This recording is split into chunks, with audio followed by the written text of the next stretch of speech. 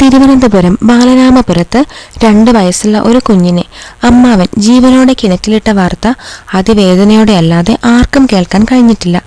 ആ മോൾ കിണറ്റിൽ വീണപ്പോൾ അനുഭവിച്ചത് എന്തായിരിക്കുമെന്നും ഇതുപോലെ വെള്ളത്തിൽ വീഴുമ്പോൾ വായിൽ വെള്ളം നിറഞ്ഞ് എന്താണ് കുഞ്ഞുങ്ങൾക്ക് സംഭവിക്കുന്നത് എന്നും ഇതുപോലെ ക്രൂരത കാട്ടുന്നവരോട് എനിക്ക് പറയാനുള്ള ചില കാര്യങ്ങളുമാണ് ഇന്നത്തെ വീഡിയോയിൽ പറയുന്നത്. ഞാൻ ഡോക്ടർ സാറ, ഡെന്റൽ സർജനാണ്. Welcome to my channel. ഒരു കുട്ടി വെള്ളത്തിൽ വീഴുമ്പോൾ ശരീരം റിഫ്ലക്സീവ് റെസ്പോൺസുകൾ കാഴ്ചവെക്കും. ഇതിൽ വായ, ശ്വാസകോശം, തൊണ്ട, നാക്ക്, ചുണ്ടുകൾ എന്നിവയെ പ്രധാനമായും ബാധിക്കാം. കുട്ടിയുടെ വായ തുറന്ന നിലയിലാണെങ്കിൽ വെള്ളം നേരിട്ട് അകത്തേക്ക് കടക്കും. വെള്ളം നാവിനെയും തൊണ്ടയെയും തണുപ്പിക്കും. ആദ്യം കുഞ്ഞിന് പാനിക് റിയാക്ഷൻ ഉണ്ടാകും. അതായത് കുഞ്ഞ് തിടുക്കപ്പെടുകയും കൈകാലുകൾ ചലിപ്പിക്കുകയും ചെയ്യും. വലിയതായി ശ്വാസമെടുക്കാൻ ശ്രമിക്കും. കണ്ണുകളിൽ ഭയവും ആശയക്കുഴപ്പവും ഉണ്ടാകും. ഇതാണ് ആദ്യ 10 സെക്കൻഡിനുള്ളിൽ സംഭവിക്കുന്നത്. പിന്നെ വെള്ളം കയറാതിരിക്കാൻ സ്വാഭാവികമായി വായ അടയ്ക്കാൻ ശ്രമിച്ചേക്കാം. ശ്വാസം പിടിക്കാനുള്ള ശ്രമം തുടരുമെങ്കിലും നീണ്ടു നിൽക്കില്ല. വെള്ളം മൂക്കിലും തൊണ്ടയിലേക്കും എത്തുന്നത് കൊണ്ട് അത് കോഫ് റിഫ്ലക്സ്, അതായത് ചുമയുണ്ടാക്കും. കൂടുതൽ വെള്ളം കുടിച്ചാൽ ശ്വാസനാളിയിലേക്ക് കടക്കാൻ സാധ്യതയുണ്ട്. ഇതാണ് 10 മുതൽ 30 സെക്കൻഡുകൾക്കിടയിൽ സംഭവിക്കുന്ന ബ്രെത്ത് ഹോൾഡിംഗ്. പിന്നെ ലാരിഞ്ചിയൽ സ്പാസമാണ് സംഭവിക്കുന്നത്. ഇത് 30 സെക്കൻഡ് മുതൽ 1 മിനിറ്റിനുള്ളിൽ സംഭവിക്കുന്നതാണ്. അതായത് വെള്ളം ട്രക്കിയയിലേക്ക് അല്ലെങ്കിൽ ശ്വാസനാളിയിലേക്ക് കടക്കുമ്പോൾ ലാരിഞ്ചോസ്പാസം എന്ന അവസ്ഥയുണ്ടാകും. ഇത് തൊണ്ടയിലെ വായുവിന്റെ വഴികൾ താൽക്കാലികമായി അടയ്ക്കും. അതുകൊണ്ട് കുഞ്ഞിന് ശ്വാസമെടുക്കാൻ കഴിയുകയില്ല. കുഞ്ഞിന് ബുദ്ധിമുട്ട് അനുഭവപ്പെടുകയും കൈകൾ ചലിപ്പിച്ച് രക്ഷപ്പെടാൻ ശ്രമിക്കുകയും ചെയ്യും. ചുണ്ടുകൾ, നഖങ്ങൾ, തൊലിയൊക്കെ നീല നിറമാകാം.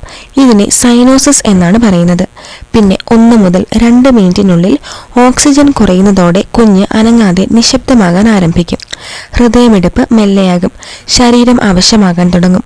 ഈ ഒരു അവസ്ഥയിൽ കുഞ്ഞ് അൺകോൺഷ്യസ് ആകാം. അപ്പോൾ ശ്വാസകോശത്തിലേക്ക് കൂടുതൽ വെള്ളം പെട്ടെന്ന് തന്നെ പ്രവേശിക്കും. വെള്ളം ശ്വാസനാളിയിലേക്ക് കടക്കുമ്പോൾ നാവിലെയും തൊണ്ടയിലെയും മസിലുകൾ റിലാക്സ് ചെയ്യുകയോ വീങ്ങുകയോ ചെയ്ത് അഴുകിയിരിക്കും. ചിലപ്പോൾ നാവിന് കട്ട പിടിക്കുകയും ചെയ്യും.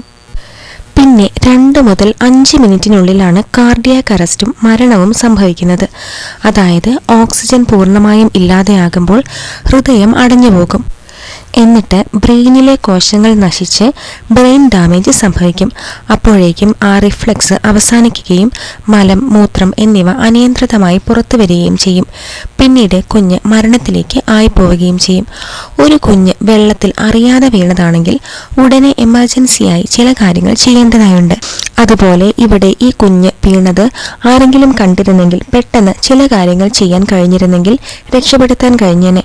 കുഞ്ഞിനെ എത്രയും വേഗത്തിൽ വെള്ളത്തിൽ നിന്ന് പുറത്തെടുക്കാൻ ശ്രമിക്കുക. ശ്വാസമുണ്ടോ എന്ന് പരിശോധിക്കുക. ശ്വാസമില്ലെങ്കിൽ ഉടൻ CPR ആരംഭിക്കുക. കഴിഞ്ഞാൽ കുട്ടിയെ വൃത്തിയുള്ള തണുത്ത ഒരിടത്ത് കിടത്തുക. ഉടൻ 108 അല്ലെങ്കിൽ അടിയന്തര മെഡിക്കൽ സേവനത്തിൽ വിളിക്കാം. മരുന്നോ മറ്റ് വൈദ്യസഹായമോ ലഭ്യമാകുന്നത് വരെ ഫസ്റ്റ് എയ്ഡ് തുടരുക. ഇനി ചെറിയ കുഞ്ഞുങ്ങളെ കൊല്ലുന്നവരോട് ചില കാര്യങ്ങൾ പറയണം എന്നുണ്ട്.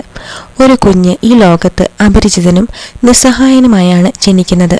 അവരുടെ ലോകം അമ്മയുടെ കയ്യിലും അച്ഛൻ്റെ സംരക്ഷണത്തിലും കുടുംബത്തിൻ്റെ സ്നേഹത്തിലും മാത്രമേ ഉള്ളൂ. ഒരിക്കലും ആ കുഞ്ഞിന് തനിക്ക് എന്ത് അപകടം വരുമെന്ന് മനസ്സിലാക്കാൻ കഴിയില്ല. രക്ഷ നേടാനുമാകില്ല. ചില പാപങ്ങൾ മനുഷ്യർക്ക് ക്ഷമിക്കാനാകില്ല. അത് നിങ്ങളുടെ ആത്മാവിനേക്കാൾ ഭാരമുള്ളതായിരിക്കും.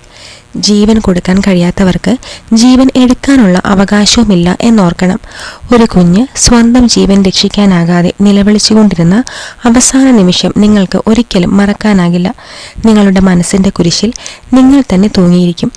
ആ കുഞ്ഞ് ഒന്നിനെയും പ്രതിരോധിക്കാനാകാതെ, കൈകളിൽ ഒരു കരുതലുമില്ലാതെ, കാലുകളിൽ ഒരു രക്ഷയുമില്ലാതെ, കണ്ണുകളിൽ വെറും ഭയം മാത്രമായിരിക്കും ഉണ്ടായിരുന്നത്.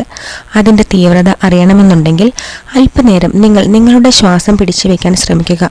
അതുപോലും നിങ്ങളെ അസ്വസ്ഥമാക്കുമെങ്കിൽ ആ കുഞ്ഞ് സഹിച്ചത് എത്രമാത്രമാണ് എന്ന് ആലോചിക്കുക. ഒരിക്കലും തിരിച്ചു കൊടുക്കാനാകാത്തതും ആരെയും കൊണ്ട് പൂരിപ്പിക്കാനാകാത്തതുമായ ഒരു ശൂന്യതയാണ് നിങ്ങൾ സൃഷ്ടിക്കുന്നത്. നിങ്ങൾക്ക് ദൈവം മാപ്പ് നൽകും എന്നതിൽ പോലും ഞാൻ സംശയിക്കുന്നു. കാരണം കുഞ്ഞുങ്ങളുടെ കണ്ണുനീർ ദൈവം പോലും പൊറുക്കില്ല. ഒരിക്കലും തീരാത്ത, ഒരിക്കലും മാറാത്ത ഇരുട്ട്. നിങ്ങൾക്ക് ഒരിക്കലും അതിൽ നിന്നും രക്ഷപ്പെടാനാകില്ല. ഇതുപോലെ കുഞ്ഞുമക്കളെ ഇല്ലാതാക്കുന്ന ക്രൂരന്മാരോട് നിങ്ങൾക്ക് എന്താണ് പറയാനുള്ളത് എന്ന് കമന്റ് ചെയ്യാം.